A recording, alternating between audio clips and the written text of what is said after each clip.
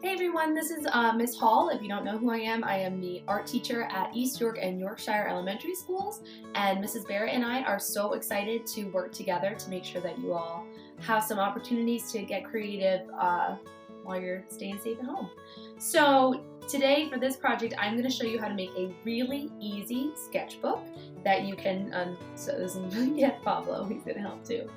And that way, this is something that you can use at home to keep all of your drawings in and to have a space to be creative. So let's get started. Alright, you guys, let's talk about how to make this sketchbook. It is really simple. You only need a couple of materials. You're going to need some paper. That could be computer paper. That could be old worksheets that you have left over that you can draw on the back. Lined notebook paper would work great. Just something that you can use as a drawing surface. You're also going to need a hole punch, but if you don't have one, this is a 3-hole punch. If you don't have a 3-hole punch, you could also just use a ruler and use a pair of scissors to poke holes, or if you have just one of the single hole punches, that would work just fine as well. And then I have a couple just small pieces of ribbon. If you don't have ribbon, you could use yarn. You could use pieces, if you cut up an old t-shirt, you can use something like that. So just something that you can use to attach them. So to make this sketchbook, it's just a couple easy steps. What I'm going to do first is I have just a small stack of paper, probably like 4 or 5 pieces of paper right here. The paper I'm using is a little bit thicker. If you use computer paper, you could probably use more, or as you go through them, you can just make a few sketchbooks during your time at home. So what I'm going to do is I'm going to take this whole stack of paper and I'm going to fold it in half. Notice that I'm finding those edges and making sure that they meet before I actually do the fold. I'm holding that down with my fingers, and then I'm going to use my hand right here to press down the bump. So press down the bump.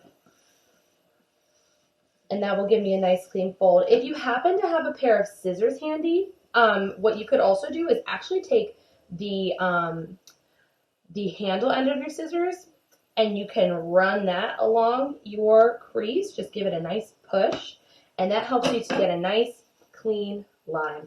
So now that I have my sketchbook and I have my pages all ready to go, I'm going to punch the holes in them. Alright, you guys, so now what we're going to do is we're going to punch the holes in your paper so that way they can be tied together. My particular 3-hole punch has a little bit of a thin space in it, so I have to do each paper one at a time. If you have just a handheld 1-hole punch, you could probably do a few at a time. You just want to make sure that all of your pages line up in the same place so that way they can come together really nicely. So I'm going to punch my pages, making sure to line them up. Now because of the size of my paper, I only have 2 holes on mine. You could do 3. You could do more than that. That's completely up to you. I'm just making sure these are lined up.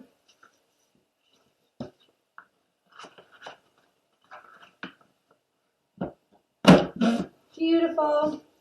And now we can stack all these guys together.